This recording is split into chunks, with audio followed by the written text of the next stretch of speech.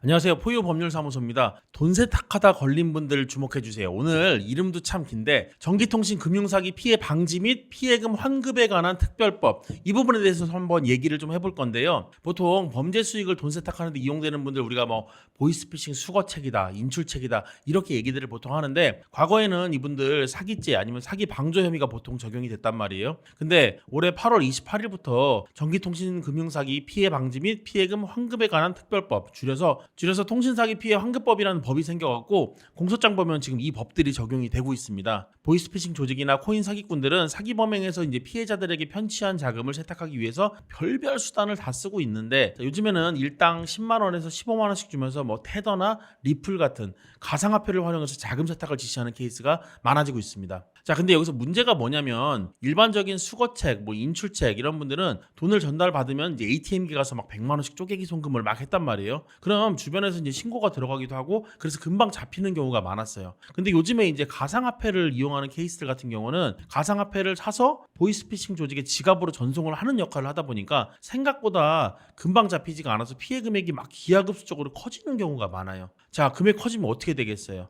당연히 형량도 올라가겠죠. 자, 그리고 기존에는 사기나 사기 방조 혐의가 적용이 됐단 말이에요. 근데 형법상 사기죄는 10년 이하의 징역형이라고 돼 있어서 최대 10년, 경합범 가중이나 뭐니 해서 이제 막 가중이 된다 그래도 최대한 15년을 초과하기가 좀 어려웠어요. 근데 이번에 특별법은 징역 1년 이상의 유기징역이다 라고 해서 유기징역에 지금 하한선만 규정하고 있기 때문에, 이 경우에 형법 42조에 따라서 뭐 최대한 30년, 가중하면 최대 50년까지도 받을 수 있다는 얘기가 되는 거예요. 자, 물론 이제 전달책 하면서 자금 세탁한 사람들한테 막 30년, 50년 이렇게 나올 수는 없겠지만 이론상 이렇다는 얘기입니다. 자, 일단 형량이 과거에 비해 높아질 수 있다, 이 점은 분명한 겁니다. 자, 대응은 이제 어떻게 해야 될까요? 뭐 다들 검색 많이 해보셨으니까 아실 테지만 미필적 고의, 이거 되게 중요합니다. 즉, 알고 했냐 모르고 했냐, 이 부분이 제일 중요하다는 얘기예요. 근데 여기서 여러분이 진짜로 알았냐 몰랐냐가 중요한 게 아니고, 알았든 몰랐든 간에 범죄에 연루된 경위부터 범죄를 어떻게 지시를 받았는지, 이런 경위를 증거 자료를 통해서 입증을 해나가는 게 중요한 겁니다.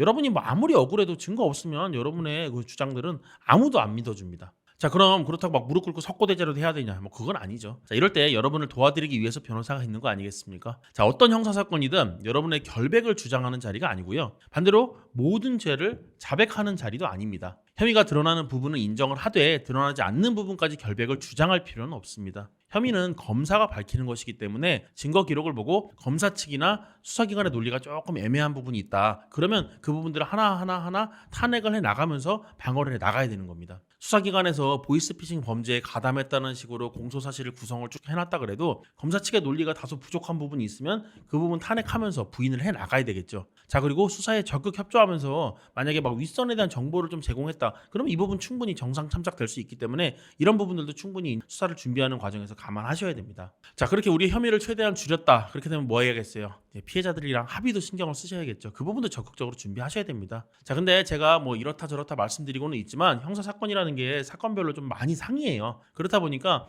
무슨 수학 문제처럼 딱딱딱딱 맞아 들어가는 게 아니란 말이에요. 그래서 여러분이 어떻게 사건에 연루가 됐는지, 그리고 텔레그램이나 카카오톡으로 어떤 지시를 받고 어떤 업무를 어떻게 수행을 했는지, 이 부분 제대로 파악을 해서 첫 번째 경찰 조사부터 제대로 대응을 해 나가야 됩니다. 자, 여러분들이 지금 간과하시는 게 있는데, 수사관한테 전화가 오잖아요. 자, 언제 전화했고, 그다음 언제 전화해서 어떤 얘기를 했고, 통화 때 어떤 대화가 오고 갔는지, 이런 거 다 기록에 남습니다. 그래서 경찰 조사 때 여러분이 했던 진술들도 당연히 다 기록으로 남아서 나중에 재판까지 가면서 그게 다 유죄의 증거로 활용이 돼요. 자, 그래서 처음부터 잘 준비하고 가셔야 되고요. 여러분들 뭐 대충 가서 얘기하면 되겠지라고 생각하시겠지만, 자, 저희한테 와서 상담받는 분들 경찰 조사같이 저희가 이제 시뮬레이션으로 변호사님이 질문을 막 해나가신단 말이에요. 근데 전문 변호사가 아니어도, 자, 저 같은 사무장 나부랭이도 여러분들이 말씀하시는 부분 뭐 허점이 막 보여요. 근데 베테랑 형사들이 여러분들 압박하면서 2시간, 3시간씩 막 물어보는데 안 걸릴 것 같아요? 이거 100% 걸려요. 자, 그래서 제발 부탁인데, 이거 본인 인생 걸린 일이니까 변호사 선임까지는 안 하시더라도 어디 가서 상담은 좀 꼭 받고 경찰 조사 가셨으면 좋겠어요. 그리고 궁금한 점 있으신 분들이나 사건 처리 원하시는 분들은 저희 365일 24시간 상담 다 가능합니다. 저희 사무실 전화 주시면 저희가 이제 도움 드릴 수 있는 부분들은 도움도 드리고 있으니까 한번 전화 상담 받아보시는 것도 큰 도움 되실 겁니다. 자, 그리고 오늘 영상 도움 되신 분들은 구독이랑 좋아요도 한 번씩 꼭 좀 부탁드리겠습니다. 감사합니다.